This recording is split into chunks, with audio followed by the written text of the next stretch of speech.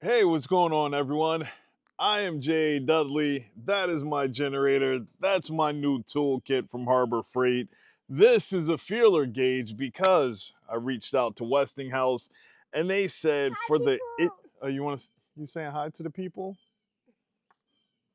You got to get up here. Hi, people. Yeah. You want to say hi to the people? Mm-hmm. Yes. What is this? You know, you know. Yes, that's the generator. Yeah, that would get it. Yep. Don't turn it on.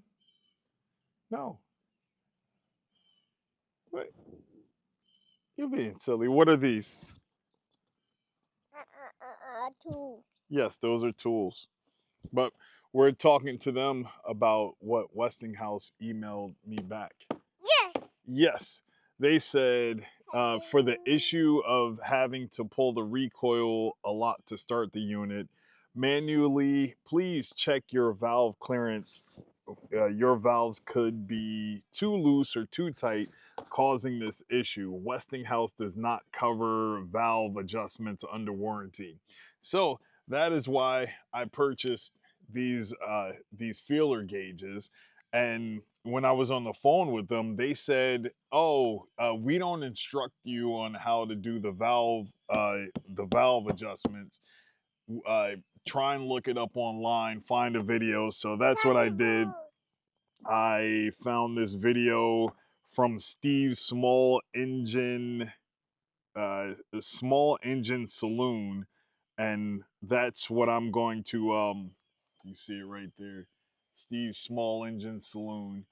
I'm going to be going through his video to try and get my generator back up and running. But first, we have to get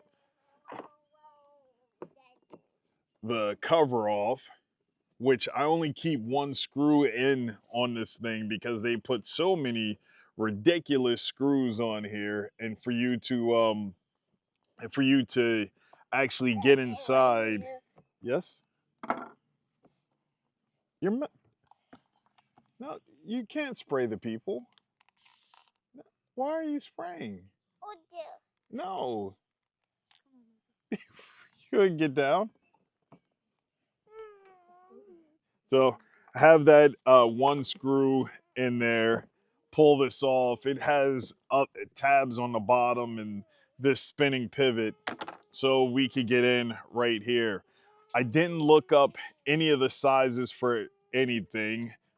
Think I should pull the. Come on.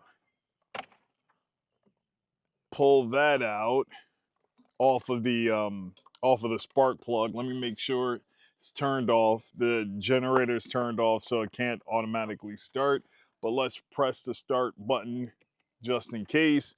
That is completely off. So now I have to get this off, and I will need some sockets for that. Let's go through all the trays instead of having everything prepared to actually get this done. That doesn't fit. Let's go a little bit bigger. 8 mil. That's an 8 millimeter, and probably need an extension.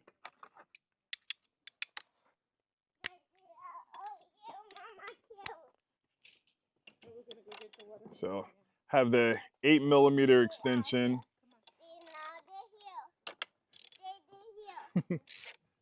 As the chunk and my wife are just chilling and hanging out. Are you getting water from the van? Okay. In the fridge in the van, it'll probably be frozen. Yeah, you could try and get one off the top. I'm just giving you a heads up.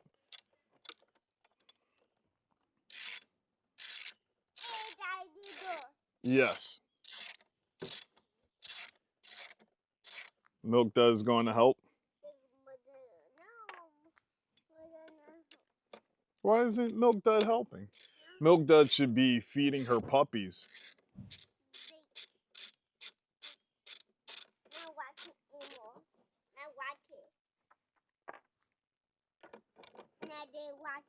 Yes, Mama took the rocking legs off. My wife, she purchased a rocking chair, but like it with just the regular legs on there instead of it rocking, especially here on the mountain because you might go tipping over if you don't have it adjusted right. So now all the screws are out, but I wonder if it has the type of gasket on here that I watched on his video where it's completely glued on. Maybe I need to take the why can't I think of the name of it? Take the spark plug out to release any vacuum pressure if possible. Let's see. Let's use the actual one that came with it. Should be here in this little tool case that I have. And I don't think, oh, there it is. It's all oily. This is the Westinghouse. Actually, I have that upside down. Got oil or something on here.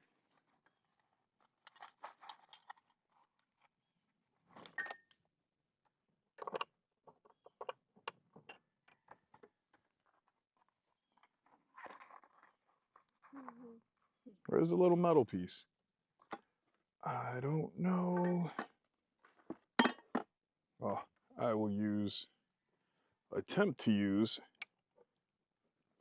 this screwdriver, which I just dropped, but I got the spark plug loosened and my fingers are all oily now.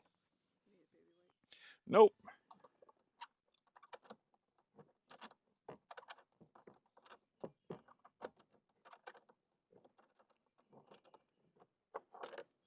So got that loose. Come on, spark plug. Now, initially, I thought that it was the spark plug that was the major problem. Oh, would you come out?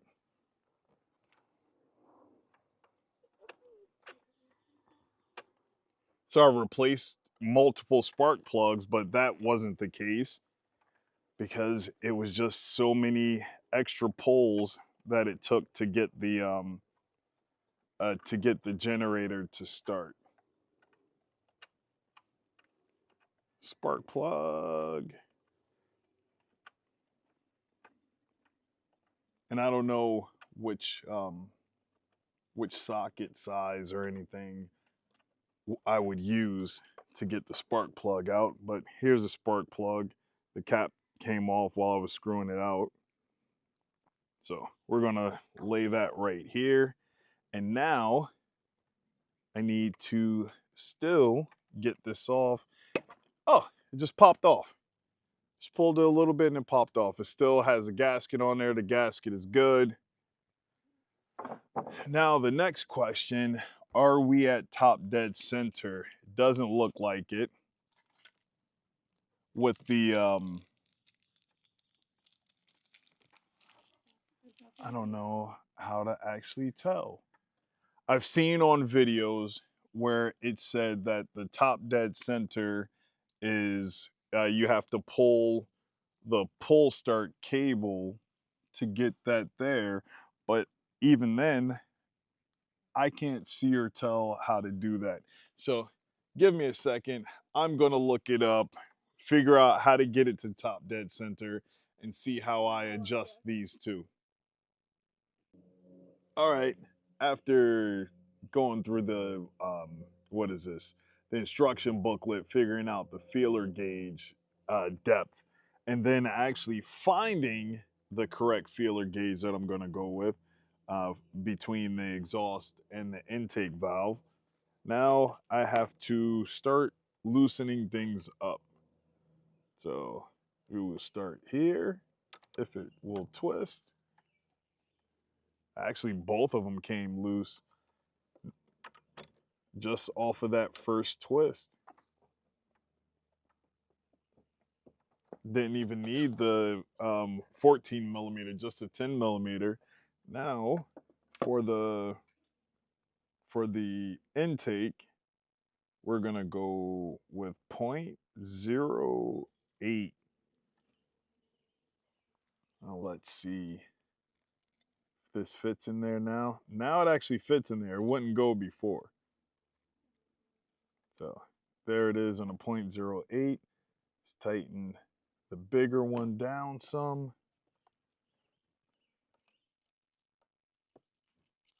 And then the 10 mil on top of that. Oh,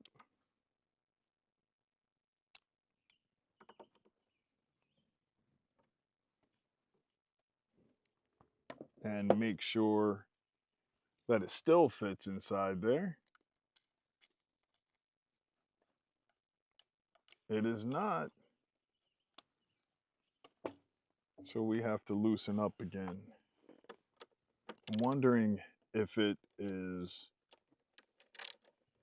tightening up when I am trying to tighten down on it. Or maybe I need to leave the feeler gauge in there. So let's loosen all of that up again. Get the feeler gauge in. Tighten that. And let's see. Whoa. Get this 10 mil, tighten down on it. And pull the feeler gauge out. So now that should be gapped correctly because that's the intake. And now for the exhaust, it should be 0.0, I mean, no, 0.13 or 0.51, 0.13 millimeters. So we gotta spin this dial out. 0.13, we have to go further back. That's 0.15. There is 0.13, which is 0.005 of an inch or a fifth of an inch. I'm not sure how to actually say that. So that feeler gauge is in there now. Tighten down the bigger nut. Still can move. And the 10 mil on top.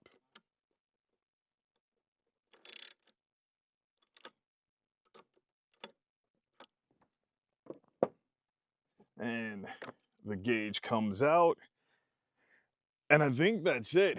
I'm not exactly sure. I don't know what I'm doing. I don't pretend to know what I'm doing on TV or anything like that. But I'm going to get everything back together, get the spark plug back in, and see if this thing fires up.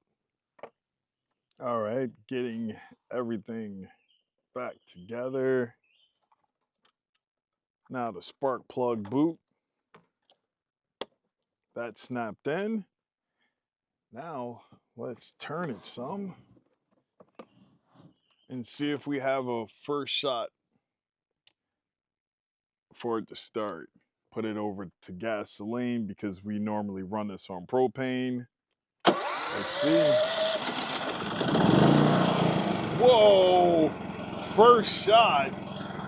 That right there is amazing. I didn't know the winner to get this generator started right here was this gapping tool.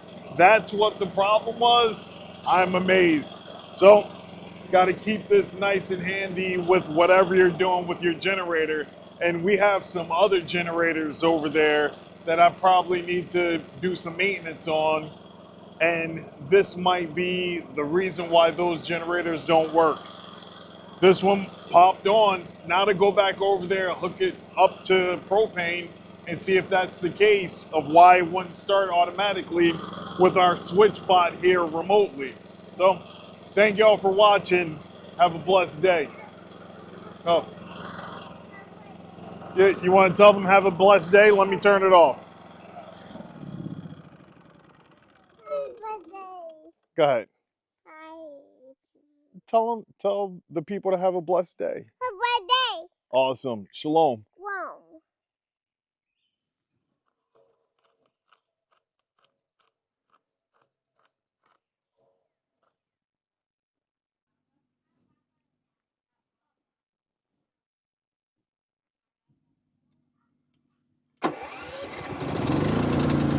Woohoo!